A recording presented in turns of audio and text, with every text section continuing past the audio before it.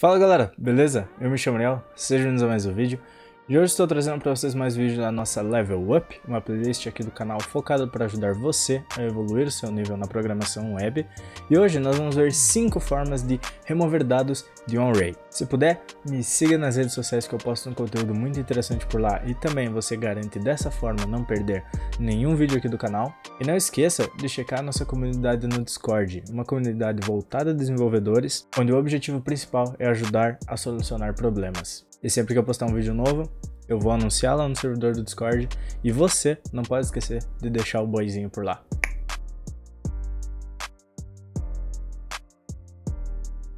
Então, eu vou entrar aqui na minha pasta dev, cd youtube, mkdir, remove array values, vídeo, cd remove array values, vídeo, tá? E vou dar um code ponto aqui, porque eu vou fazer o vídeo aqui, numa pasta, né, mesmo, e a gente vai criar os nossos arquivos .js aqui para cada uma dessas operações, né? Então, alguns métodos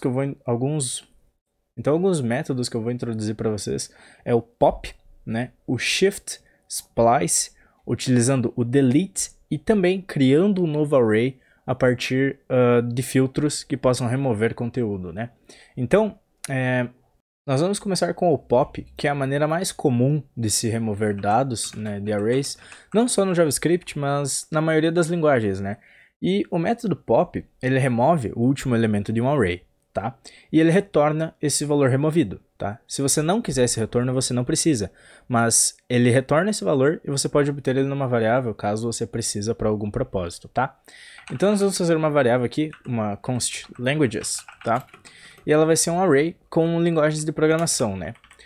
A primeira linguagem que a gente vai incluir aqui é o JavaScript, obviamente, o TypeScript também, tá? Existem controvérsias, mas o TypeScript também pode ser considerado uma linguagem de programação, tá? Vou colocar o Java aqui, Python, C, Ruby e Elixir, deixando o Ruby e Elixir lado a lado, certo? Então, nós temos esse array aqui, tá? Com essas linguagens de programação. E o que a gente quer fazer com o pop é remover o Elixir, né? Pois o pop remove o último index, né, de um array. Então, e também nós vamos obter esse último index numa variável, né? Obter o seu valor numa variável. Então nós vamos fazer aqui uma const popped value, que é a variável que vai armazenar o valor que foi tirado do array, né? Com o método pop. E o que ela vai receber é o retorno do languages.pop. Então nesse caso aqui, o languages.pop vai remover esse carinha de todo esse vetor aqui, vai remover o elixir daqui, e o elixir vai ser atribuído a essa variável, né? Então nós vamos logar aqui para ver se está dando tudo certo. Vamos logar o languages e o popped value, tá? Eu vou abrir meu terminal e fazer isso no Node, mas você pode colar todo esse código aqui, fazer tudo isso aqui no seu navegador, caso você prefira, né, não tenha interesse em utilizar o Node, que você vai conseguir fazer todos esses testes aqui da mesma maneira, tá? Então, ao executar o Node nesse arquivo aqui no pop.js, eu devo obter como resultado aqui no console o que eu estou solicitando aqui para ser mostrado, né? Então eu vou fazer um node pop.js e aqui eu tenho os resultados, né? Ele me imprimiu o array, né? O array após o pop, ou seja, o languages não tem o elixir aqui no final. O último agora é o Ruby, né? E o elixir está aqui, né? O popped value, o valor que foi retirado. Então, eu não fiz um console log desse array aqui antes da modificação, porque a gente já pode consultar aqui no código direto, tá? Mas não tem problema, se você quiser fazer um console.log aqui antes de fazer o pop, à vontade. Agora, nós vamos utilizar o método shift, né? E o shift, ele é praticamente o oposto do pop, né? Pois ele remove o primeiro elemento de um array e retorna esse elemento. Então ele faz as mesmas coisas que o pop, só que ao invés de tirar do final, ele tira do início. E também obtém ele no retorno, né? Então eu vou copiar esse array aqui mesmo, tá? E a gente vai fazer const shifted value, né? Recebe um languages.shift, né? Que ele basicamente vai tirar esse carinha de todo o array languages e esse carinha vai estar nessa variável aqui, tá? Então eu vou fazer aqui um console.log do shifted, do languages, né? Do vetor languages modificado e agora do shifted value, o valor que foi tirado através do método shift, tá? E fazendo um node aqui também, node shift.js, a gente tem todas as linguagens aqui, com exceção do JavaScript, que foi a primeira linguagem que a gente incluiu aqui, né? Então o array começa com TypeScript, vai até o Elixir, né?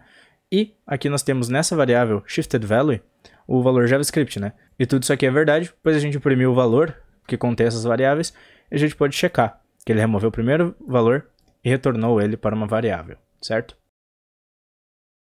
Agora nós vamos fazer aqui o método splice, tá? O splice ele é um pouco mais complexo que o pop e o shift, né? Então agora vocês têm que ter noção que o pop é o que você deve utilizar quando você quer tirar o último valor do vetor e o shift deve ser o método utilizado quando você quer tirar o primeiro valor do vetor, né? Vetor e array são a mesma coisa, certo? Então, o método splice ele pode ser utilizado para alterar um array, né? Removendo seus dados e também é capaz de adicionar novos elementos se você quiser, né? Só que nesse vídeo nós vamos tratar apenas da parte de remoção, né? Mais adiante eu pretendo trazer sobre como adicionar itens em um array, pois eu quero trazer toda a abordagem dos arrays aqui no canal, né? Nós já fizemos as array functions, que são uma partezinha bem mais complexa, e agora nós estamos fazendo remoção de dados e queremos tratar também sobre a adição de valores, né? Então, o splice, ele recebe 3 parâmetros, né? Aqui o shift e o pop não recebem parâmetros, né? Eles simplesmente executam o que tem que executar. Já o splice, ele recebe parâmetros. Por quê?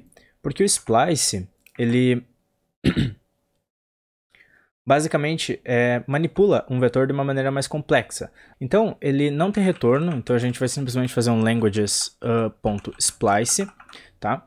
E o que a gente passa de parâmetro aqui, né, são informações para o splice utilizar e manipular o vetor que a gente passou aqui, né?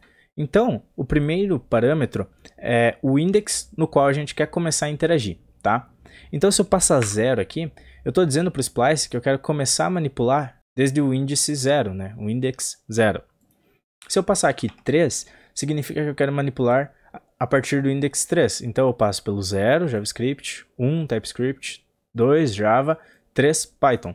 Então eu quero começar a manipular no Python, né?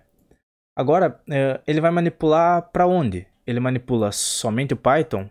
Ele manipula todos os itens após o Python? Ele manipula o Python e todos os itens após ele, ou todos os itens antes. Então, o splice ele não funciona bem só com um parâmetro, tá? O outro parâmetro dele seria quantas vezes, né, você quer remover, né? Então, basicamente, nós passamos o index 3, que a gente quer remover o Python, só que a gente precisa passar aqui também quantos índices após o Python a gente quer remover, né? Então, nesse caso, a gente pode passar vários valores aqui. Se eu passar o número 3 aqui também, o que vai acontecer? Eu estou dizendo para ele que eu quero deletar 3 índices. Então a gente já tem o índice Python, a gente vai deletar o índice C e o índice Ruby, né? 1, 2, 3. A gente não interage no splice com os itens que estão antes do índice que a gente passou, né? Se eu colocar 1, significa que eu quero deletar apenas o Python, né? Porque eu quero deletar 1 no índice 3, que seria somente o índice 3, né? Então, depois de fazer esse languages.splice aqui, eu vou fazer um console.log de languages, tá?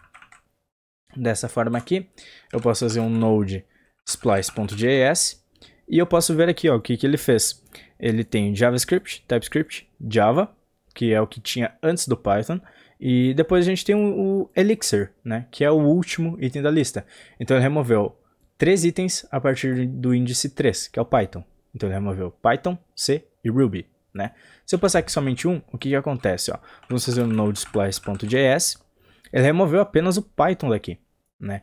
Então, um grande mistério do JavaScript é como você pode remover um índice específico, pois o pop remove no final, o shift no início, e se eu quiser remover algo no meio, qual que eu utilizo? O splice e o 1, né? No caso seria esse para remover somente um, e no nosso caso é o Python. Assim a gente conseguiu tirar esse carinha, deixar todos os itens assim, ordenados certinho. E também temos a opção de deletar itens após aquele índice, caso seja necessário fazer essa manipulação, né? Um método não tão indicado para se utilizar seria o delete, né? E eu já vou mostrar para você o porquê dele não ser tão indicado, né? Mas é importante saber que ele existe e que pode ser útil em alguns casos, tá? Mas nem em todos, tá? A maioria das vezes você vai optar por utilizar os métodos anteriores, pop, shift e splice, né? Pois eles três servem para 99% das demandas de lidar com arrays, né? O que o delete faz? O delete, no JavaScript, em geral, ele é capaz de deletar valores, tanto de arrays quanto de objetos, né? Ele aceita como parâmetro o atributo do objeto ou a chave do array a ser removido, ou removida, né? Então, nesse caso, nós vamos passar aqui o parâmetro do nosso vetor languages, que a gente vai manipular aqui de novo, né? A gente vai manipular o languages aqui, aqui, né? E a gente vai passar a chave que a gente quer remover, né? Eu vou fazer aqui delete languages na 3. Languages também não, languages, tá? Então, a gente está passando basicamente dessa forma que a gente quer deletar o índice do vetor languages, que está na terceira posição, né? Eu vou fazer um console.log do languages após esse delete, né? E agora, comparem com o resultado aqui do splice, tá? O que vai ser exibido? Vamos fazer aqui um node delete.js e deixa eu aumentar aqui um pouquinho meu terminal, ó. O nosso objetivo aqui também foi de remover o Python, tá? Que foi o que a gente conseguiu fazer aqui no splice.js. Mas nós obtivemos isso aqui, ó. One empty item, né? Aqui nós basicamente temos um valor nulo no lugar do Python, né? Então nós não removemos esse valor do array. Nós só tiramos o que ele tinha e substituímos por um nulo, né? Então ele basicamente quebrou o nosso array, né? Ele não está funcional, esse não é um array iterável, a gente não consegue iterar sobre ele e obter os dados dele, pois esse dado aqui é nulo, né? Então o delete ele é contraindicado porque ele tem esses problemas de lixo de memória, lixo de posição, né? Ele seria uma opção super sucinta no lugar do splice, né? No caso da gente deletar o item da posição é super mais simples do que utilizar o splice em diversos casos, mas pena que ele não funciona tão bem, né? Não é esse o propósito do delete. Então para isso que o splice existe, né? E considerando que a gente só tem um parâmetro a mais para passar aqui, não é tão complicado, né? O splice também recebe mais um parâmetro que é para lidar com a adição de dados, tá? Mas a gente não utiliza ele nesse vídeo, pois o objetivo dele é apenas deletar, tá? Só quero deixar isso bem claro, que o splice é capaz de fazer mais coisas do que eu mostrei aqui. Mas isso a gente vai ver mais adiante. A quinta e última opção eu guardei para o final, pois ela é a que eu mais gosto, né? Ela é a que eu acho mais interessante para manipulação de array. Então, o que ela basicamente consiste? Ela não é um método específico do JavaScript criado para manipular arrays, mas ele pode ser utilizado e ele basicamente lida com a criação de um novo array, modificado a partir de um array anterior, né, com filtros. Então, deixa eu só copiar o nosso array aqui, colocar ele aqui novamente, tá? E basicamente, o que nós vamos fazer não é modificar um vetor que nem a gente fez em todos esses itens aqui.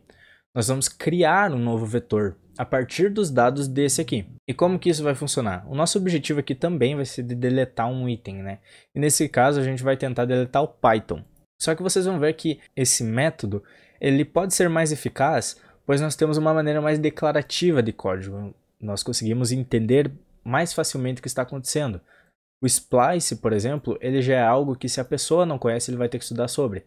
Claro que aqui também, mas legivelmente se a pessoa conhece inglês, ela consegue ter uma ideia do que está acontecendo, né? O splice, ele não é um método que diz delete, não é um método que diz que está deletando, né? O splice, ele é capaz de fazer mais coisas que isso. Então aqui, ele fica mais legível o que está acontecendo, é um código um pouquinho mais avançado, mas ele também é mais indicado em métodos de performance, né? Pois ele é capaz de ser mais performático, pois nós não estamos manipulando um array já existente, nós estamos criando outro a partir dos dados dele, da maneira como a gente quer. Então, tendo o nosso array aqui, o que nós vamos fazer? Eu vou fazer um outro array que vai se chamar languages without Python, que eu estou basicamente dizendo que são as linguagens de programação sem o Python, né? Então, o que nós vamos fazer aqui? Nós vamos utilizar uma array function, né?